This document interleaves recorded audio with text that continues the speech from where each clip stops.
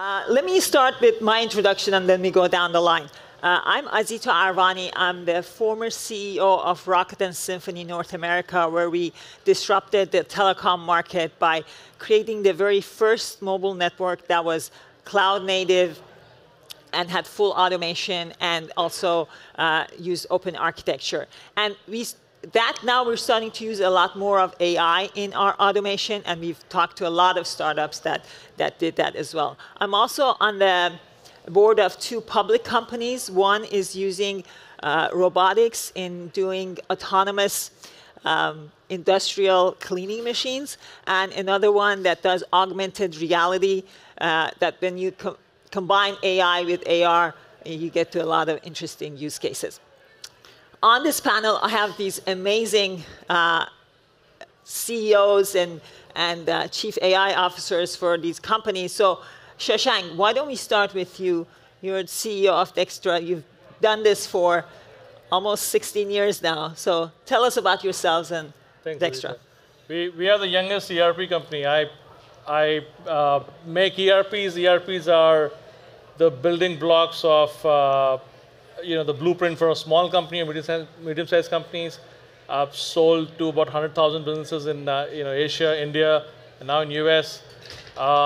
And I keep saying ERP is the most obvious use case of any intelligent system like AI for small or medium-sized businesses, because large companies use giant systems like SAP and Oracle, but medium-sized companies which generate a lot of jobs, like 80% of all the jobs and 70% of GDP comes from medium-sized and small companies, and they don't have systems.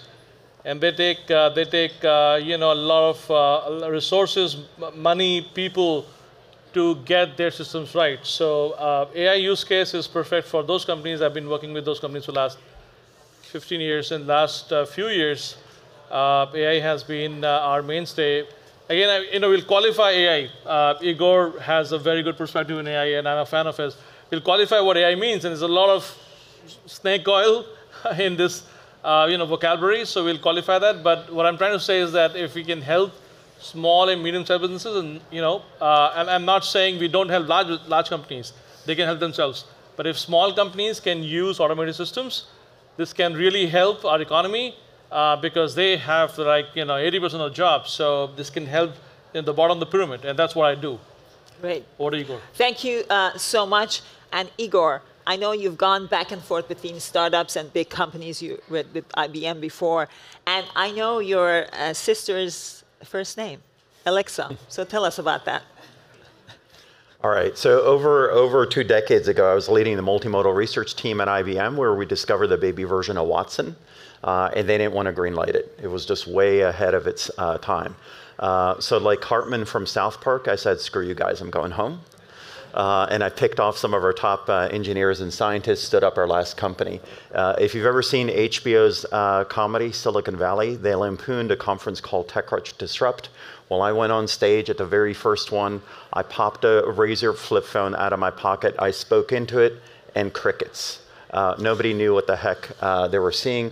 What they didn't know at the time is we were secretly working with Apple on Siri before the iPhone even existed. That's how early they were thinking about these natural user interfaces to their credit.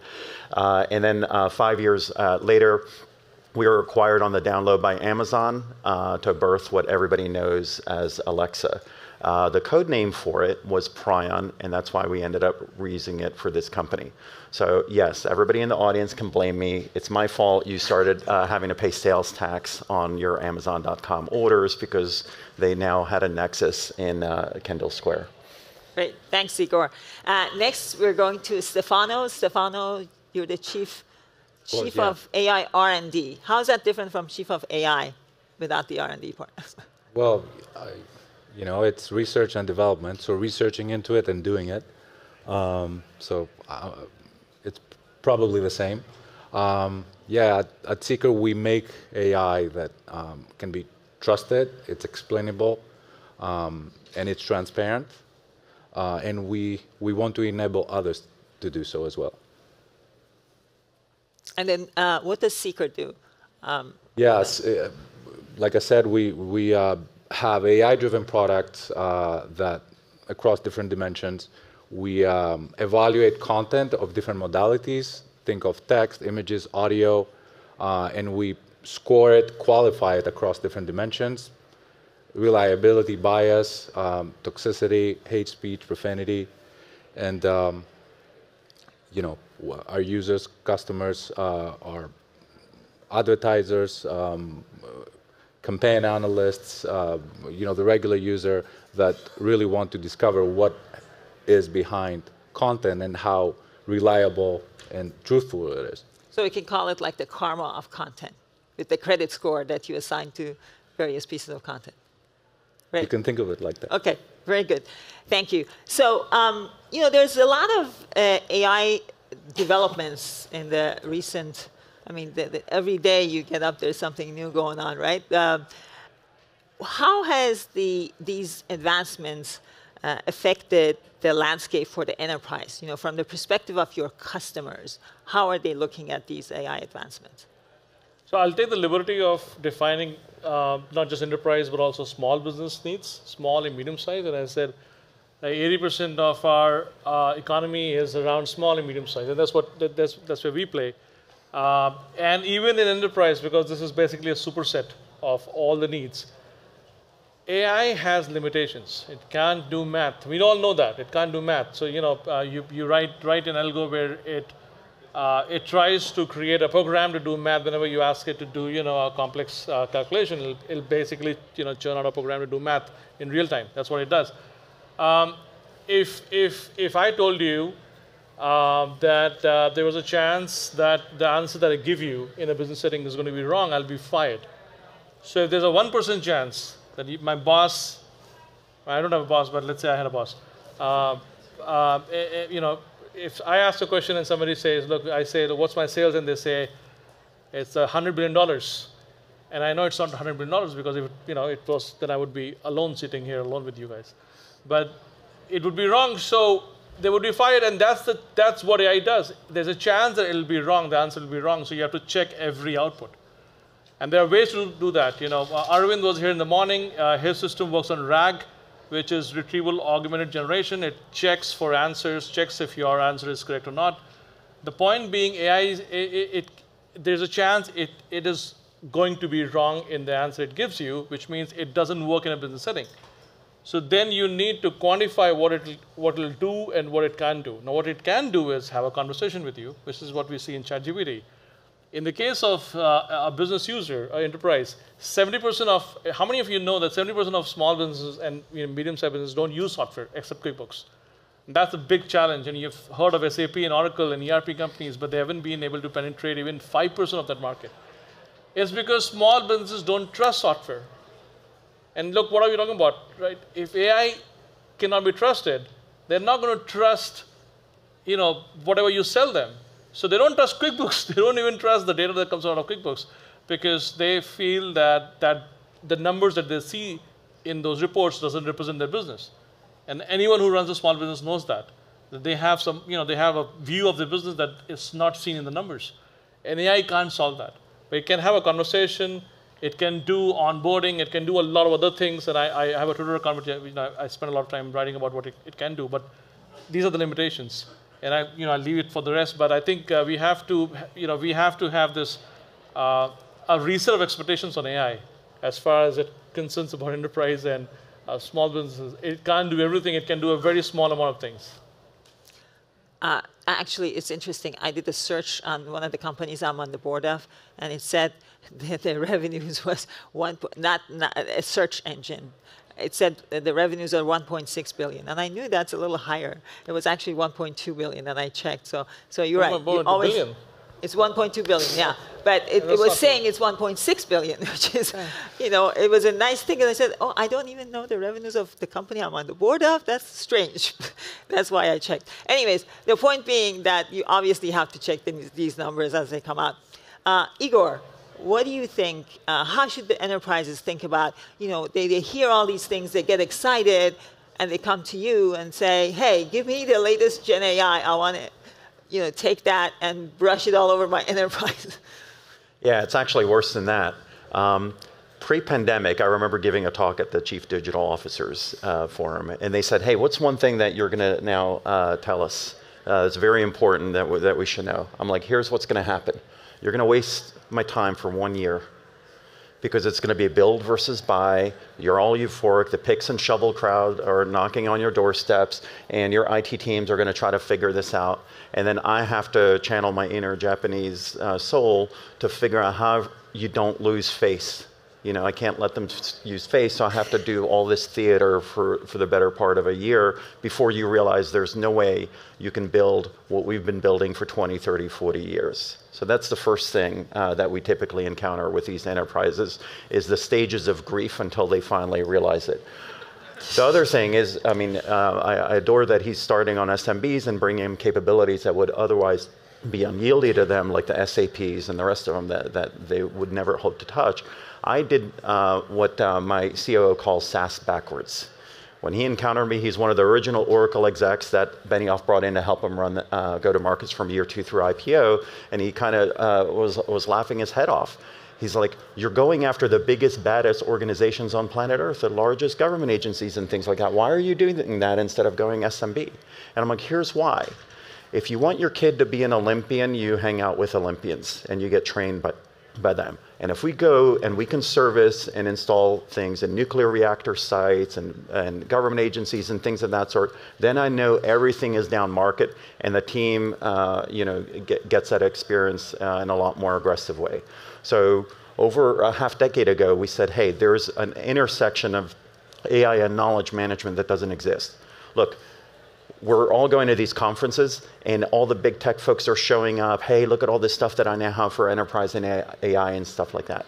2017 is when we started. Who was talking about enterprise AI then? Nobody.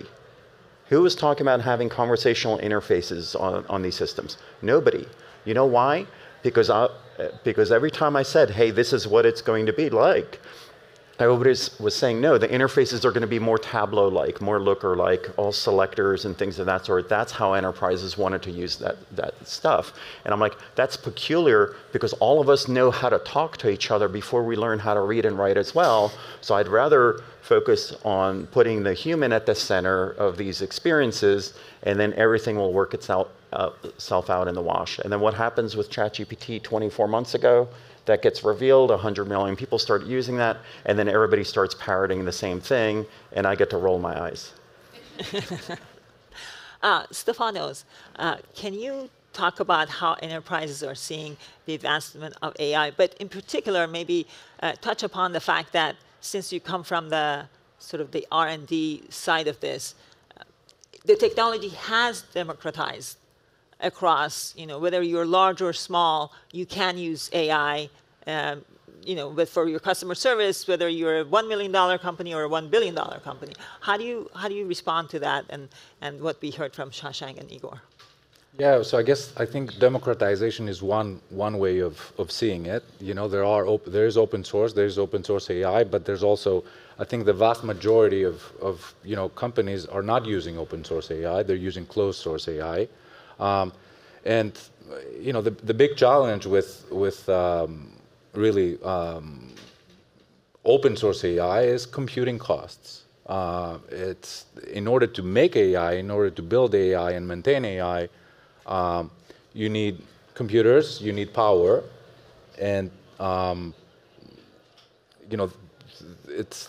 there's going to be that, and that's expensive, right? There's going to be a correction, I think, where things are going, and there's going to be some kind of change in the status quo of the hardware providers, with more competitive AI accelerators and chips that are coming out.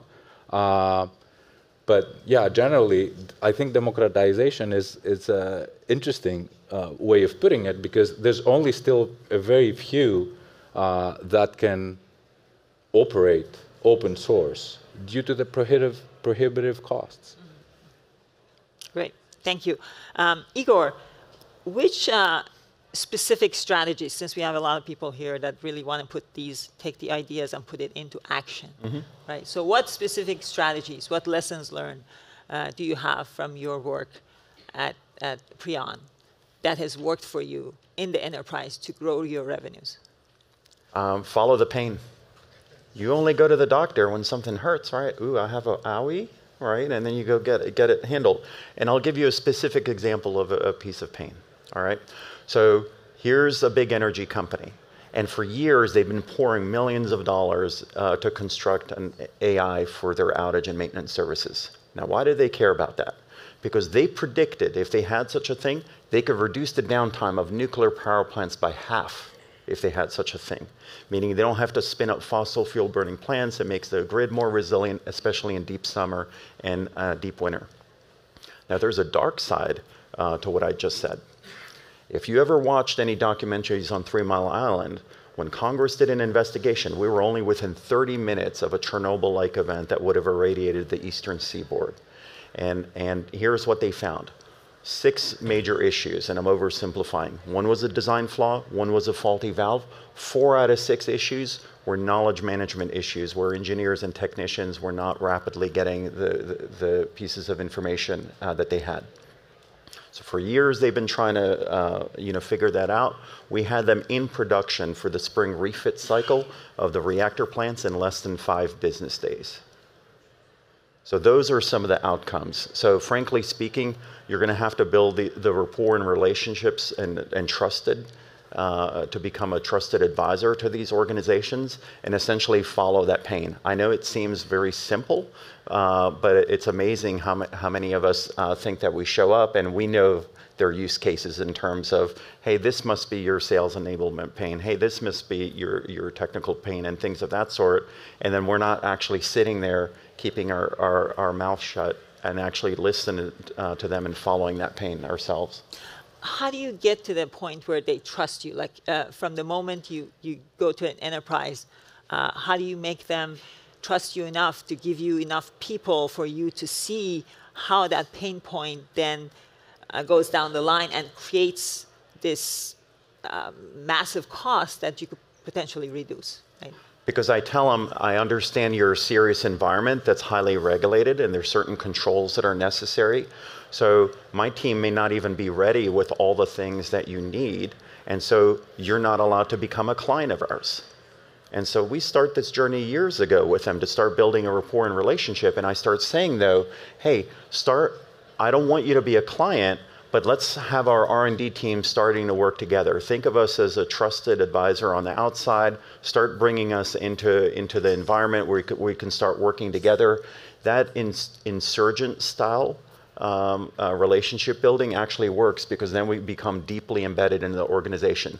Look, whenever you're servicing these entities, you're not Johnny on the spot. You're not always there. So somehow, when you leave and your competitors show up, they have to become Teflon coated and they know that you've put in that sacrifice, you've worked with them, you solved their problem, and your product management teams keep absorbing these requirements because at a certain point in time, the 2 entities are going to meet and say, yes, you now have, let's say in DoD, the impact level 5 and 6 that you need for classified information. You now have some of the HIPAA stuff or PCI stuff that you actually need to operate in their environments, but you don't just show up on the first day that you have those certifications. Say, I probably was there years ago. Yeah, right. I was probably there years ago. That makes a lot of sense.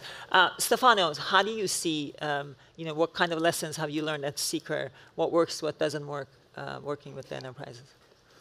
What works and doesn't work? Yeah, I think that one big lesson learned is doing the cost-benefit analysis of, what model you're going to use for which application, really understanding your application, and doing the cost-benefit analysis of where you're going to apply this model, what hardware you're going to use, can go a long way.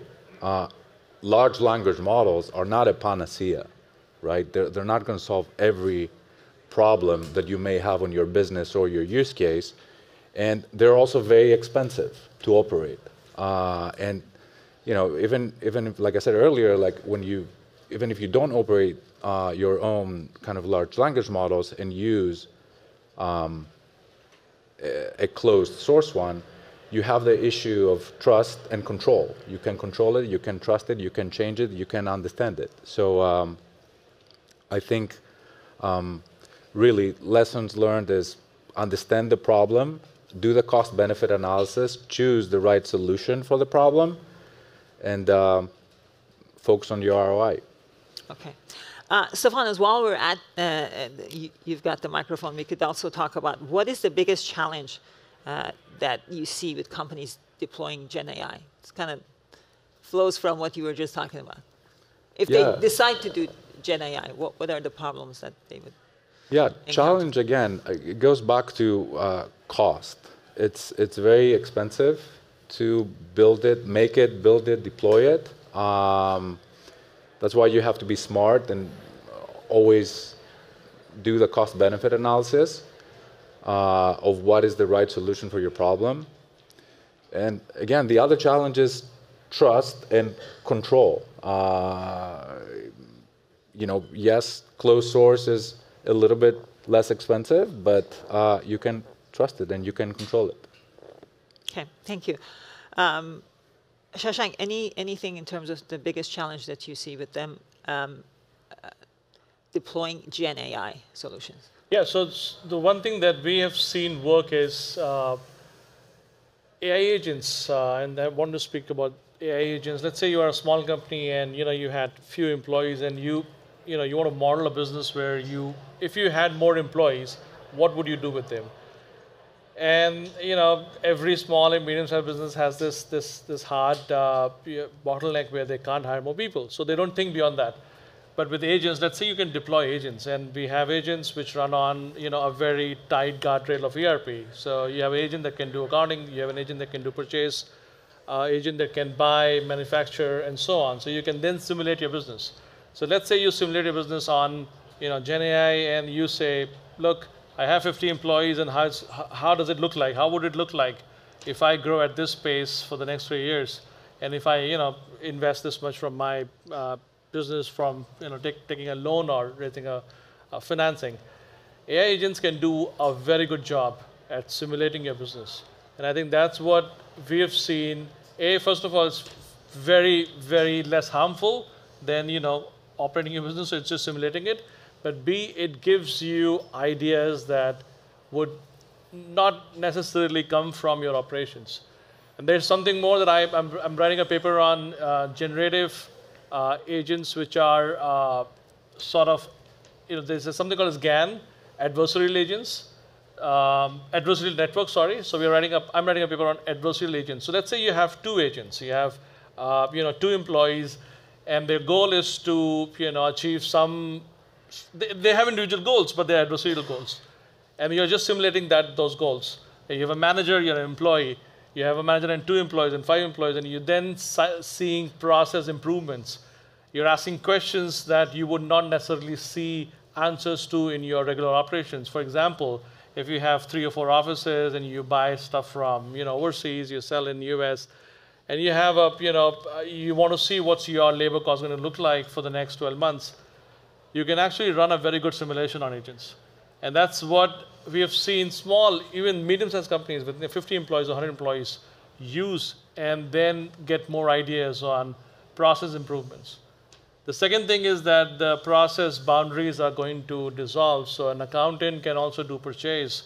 A marketing person, why can't a marketing person do better operations? So in traditional companies, medium-sized, small enterprise, doesn't matter. Traditional companies like manufacturing, industrial companies, they have been stuck, with their business process for like tens of years, even hundreds of years in some cases, like industrial age, right? They have been doing the same thing over and over again for hundreds of years. And the reason they can't change that is because the risk of changing that in the real world is very high. I mean, you can't raise capital as easy as, a West Coast entrepreneurs can.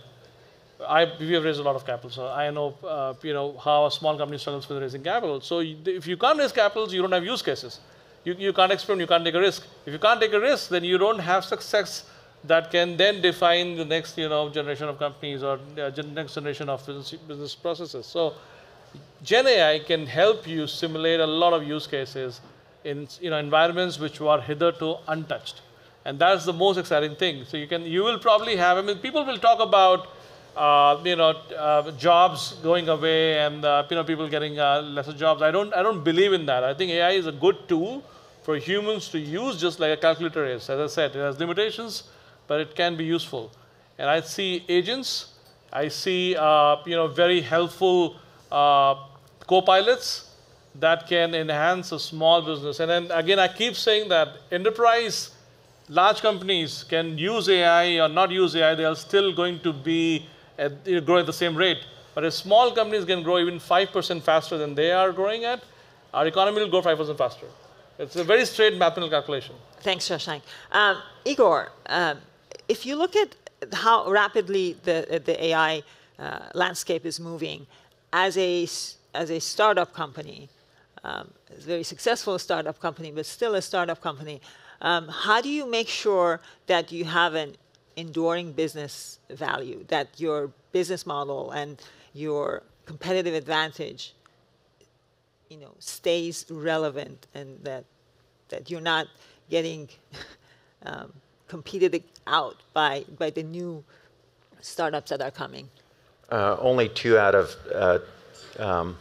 there's 10,000 reasons a startup could fail. Only 2 out of 10,000 are probably some competitive threat. The rest are self-inflicted wounds. You're not taking care of your clients. You have the wrong pricing, the wrong packaging. Your code is buggy and things of that sort. There's a lot under your control. You really do have to find equilibrium between R&D and go-to-markets. This generative stuff, I mean, we were using a lot of these things, but didn't know the words, right? We were doing cloud before cloud existed, using neural networks before people, knew these things existed. In some ways, I wouldn't oversell it, because I can tell you in the environments that we find ourselves in, you have compliance and legal officers that when Gen AI shows up in their environments, they shank them. They literally shank them. They don't want any part of them. Because do you want hallucinations in a nuclear power plant, in a hospital, in an air base, and things of that sort? So the things that actually operate the world as we know it, they don't want any part of that. They want determinism in some ways. And some of you are like, well, let's figure out how to guardrail these things. I mean, they're developed with stolen content. Let's call a spade, right? Now the regulatory environment and the legal environment has to figure that out between the publishers and the AI industry. But trying to guardrail these things with no matter whatever fancy agents you want to use to try to do that is like trying to keep Donald Trump on a teleprompter. You may be able to get away with it for about 30 minutes or so while he delivers his speech in the Oval Office, but later that night he's on social media and letting you know what he really thinks about what he previously said, and it could be even contradictory. Okay, Igor, let me push back on that a little bit, right? So as a consumer, right, even as a consumer, I see ChatGPT 4 is doing great, so I'm paying for that. And then I see Anthropic, it's got Claude 3, that's awesome, I'm getting that. And I've got Perplexity, and that's great, I'm getting that. But at some point, like, these models are like, I'm not gonna pay for all these models, right? But as a startup that I'm putting my future on 1 or 2, how do I know? Because it seems like it's a race, right? ChatGPT is good, and then Claude 3 comes in, and then GPT-5 is going to come in, and then, you know what I mean? Like, it's moving way too fast. Yeah, as a child of the 80s, I remember watching War Games, and what's the lessons learned there? What's the last scene? The only way to win is to not play. Okay? So there's 2 ways to make a hamburger. You can take a cow and turn it into a hamburger, or you can be inspired by a cow that could make a hamburger, but you go over there and you get some potatoes and some carrots and some turnips and turn it into a hamburger, right? So an LLM could just model the language. It doesn't have to actually produce the answer, and you're not going to be able to use any answers that an LLM emits in any sort of highly regulated industry and serious construct. So that's how you can still remain relevant. And look, there's 2 ways for startups to be born. Let's not think that there's only one way. Because when I started the last company, everybody was looking at this famous company in UK called Spinvox that had, I remember Guy Kawasaki being at the TechCrunch. He's like, Igor, I use their product. It's fantastical. You have $1.5 million in funding. They have almost $300 million in funding from Goldman Sachs. They cratered. BBC did an investigation and found that they were a mechanical Turk. They were lying about doing speech recognition. When this company started, everybody was saying, whoa, why are we going to get this thing funded? Luckily, we count Steve Case and his team as some of our biggest earlier backers as well, and I appreciate him working with us. But everybody was looking at Element AI, right? The famed team up in Montreal, right? 150 million in funding. They were going to corner the market on enterprise AI. They got cratered. Then Reid Hoffman shows up with his inflection thing with $1 billion plus, and everybody's like, oh my gosh, that's going to take the wind out of your sails. There's two ways to make a company, ladies and gentlemen. You can grow it in the rainforest of the West Coast where there's plenty of resources, food and water to tend to the creation of these organisms, or you can grow in a desert. And economics is a study of the allocation of scarce resources. I always bet on the desert creatures. The ones that are rise of the rest, that grow up in other markets, know how to be more resilient creatures and adapt to these market conditions. And I don't need billions of dollars of Jensen's parts in order to operate. Okay, thanks, Igor. Okay, so since we only have a very few minutes left, very succinctly, Stefanos, what are you looking forward to see for AI in general, not just Gen AI, in the enterprise now and going into 2025? Yeah, what I think is going to be amazing to see in 2025 is basically businesses and enterprises being enabled to build their own AI solutions, build their own models that on their own data that they can trust, they can control, they can explain, they can change. And I think that there is, and at a competitive cost. I think there are going to be some amazing opportunities to do that, and looking forward to that. Great, thank you. Shashank, what's your? Same discussion, build versus buy. For the next 12 months, build versus buy. Half or close to 70% of teams will build and then fail, and then they'll go and buy. And this is, tale as old as time. Cloud, everybody wanted their own cloud, and then eventually settled around 3 or 4 brands. So build versus buy is the biggest conversation right now in enterprise. And, your recommendation of, you'll go around and then learn your lessons will probably hold true. So that's one thing. But I personally believe for small businesses and even for enterprise agents, that can be guardrailed. There's a lot of reporting solutions. I've not seen any promise because, like, as I said, if it's 1% faulty, it's 100% faulty. But we'll see more progress in reporting. Great, thank you. Igor, what do you see coming up in the rest of this year and in 2025? All right, here it is. I'll unpack it. There's regulation coming, isn't there? And so let me share something with you. Thanks to EU first and then US. A good country lawyer knows the law. A great country lawyer knows the judge.